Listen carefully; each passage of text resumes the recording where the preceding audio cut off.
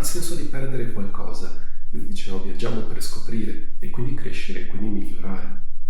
Insomma, ho appena concluso un esperimento in cui ho detto, bene, è una pratica che faccio spesso, soprattutto nei corsi.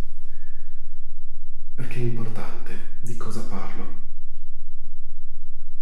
Tornare indietro, l'esperimento era di lavorare in un modo molto più approfondito le varie fasi, svezzamento, primo latte, perché nel primo latte si agganciano tante di quelle tematiche, soprattutto relative al nutrimento.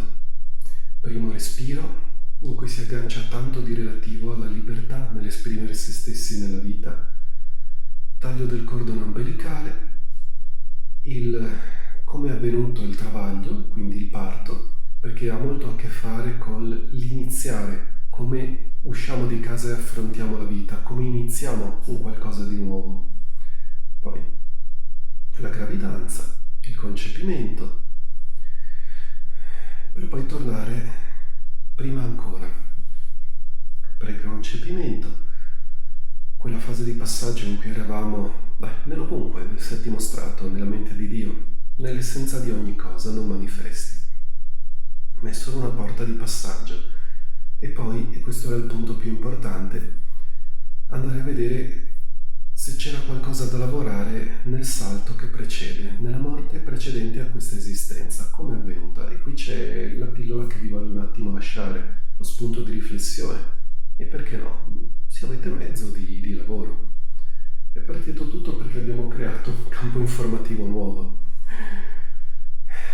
Uno strumento che ti aiuta a lavorare indietro, che ti fa già tutta una serie di pacchetti di purificazione eterica, di scioglimento di legami distorti relativi a quella che è la nascita. Comprendeva però anche l'istruzione di lavorare la morte previta.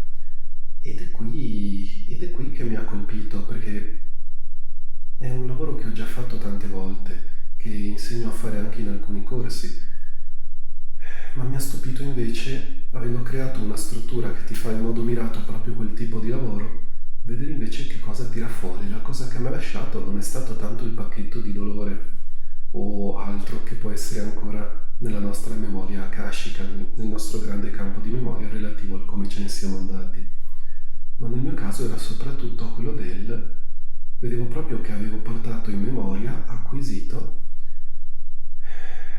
quella parte di paura relativa al passaggio nell'altra vita, la paura della morte, ma perché vedevo il dolore delle persone intorno.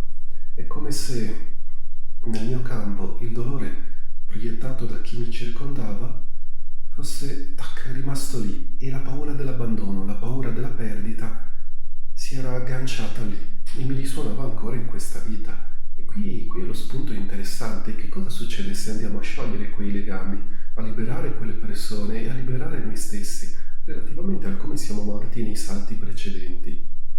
E qui è molto interessante, ragazzi. Coraggio, questa è la parola che mi viene alle labbra. Si acquisisce coraggio, non tanto consapevolezza. Facendo questo tipo di esperienze da tanti anni ti rendi conto che la morte è solo un passaggio. Come viene magistralmente insegnato nelle dottrine e soprattutto nelle pratiche del bardo, delle correnti buddiste, è solo uno stato di passaggio. Se ce ne rendiamo consapevoli, portando la mente in uno stato di coscienza meditativo e osservando cosa c'è dall'altra parte, ti rendi conto che l'altra parte è sovrapposta a questa parte e non c'è separazione, e lì prendi consapevolezza e ti fai meno problemi.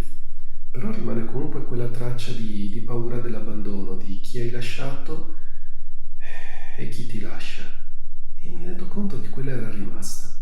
E qui però sta per me un po' la chiave ispirazionale, co-creativa, perché nel momento in cui liberi te stesso, quante persone liberi? Perché quei legami smettono di esistere. La causa genera l'effetto, ma se cambiamo le cause, questo è un po' lo spunto di lavoro. Questo è tutto per questa puntata di diario di viaggio eterico, ragazzi. un abbraccione e buon tutto.